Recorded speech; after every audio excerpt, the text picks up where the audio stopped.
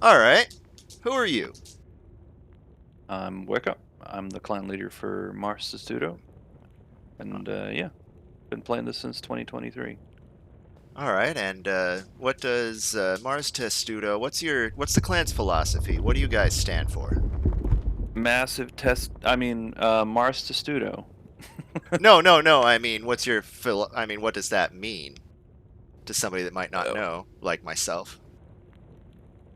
what is it? Mars Testudo? Yeah, or Like just your the words? well, just your The clan's words? philosophy in general. What kind of clan is Mars Testudo? Well, I mean, it's sort of a Roman LARP clan. There's a faction in the game called the Remnants, and they have a lot of Romanesque styles. Like they think they wear a toga, no pants, and the shields are pretty squarish.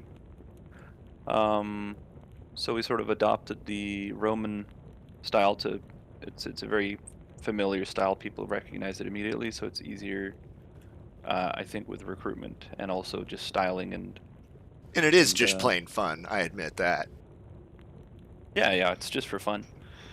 And also like the clan itself is built up on like a two-faceted approach because 90% of this game is literally logistics.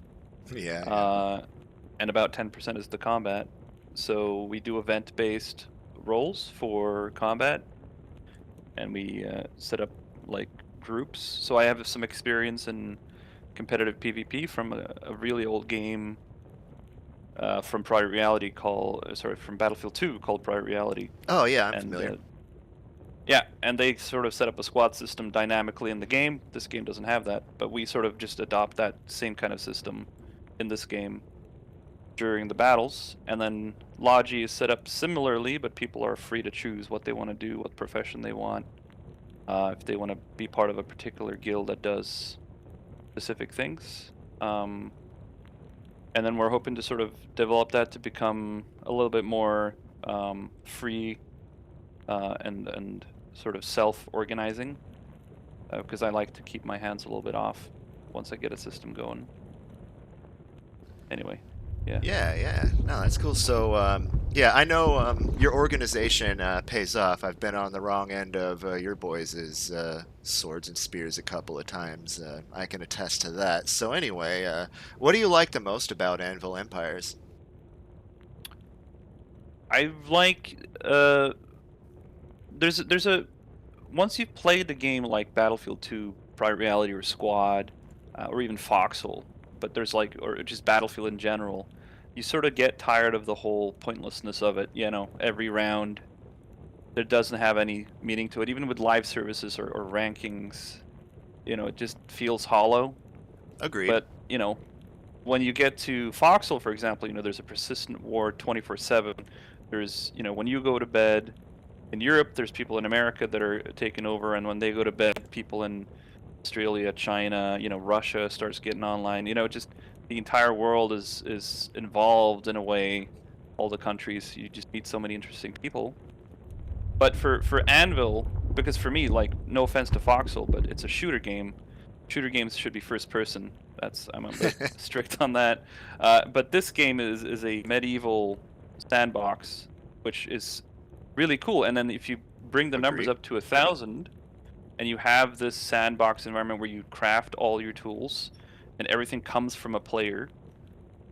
In my opinion, that is sort of the quintessential depth that I'm looking for in a game, where people get together and organize themselves and just have a shit ton of fun doing battles and building keeps and crafting all sorts of things. So I think that's what really inspires me about this game. It makes me really, really happy to get to play every playtest, despite the bugs or whatever it is. Yeah, I completely agree with you on all that. So, what do you hate the most about this game? Farming is pretty shit. I wish it was automated, honestly. Like, you plop a farm plot next to a river, it should grow. There's water right there. Maybe, And then also, if it, maybe a tech tree of some sort to make it automated later. I don't know, do you really need to tech that? Like, I I don't think know. that should just be straight out of the box. Like, I don't know why we need iron tools to make.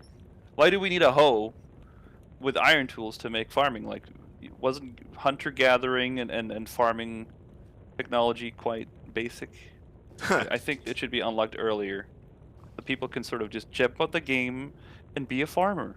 You know, that's Yeah, really yeah. relaxing. That does make sense. It'd help a lot of this solo player retention too. I agree.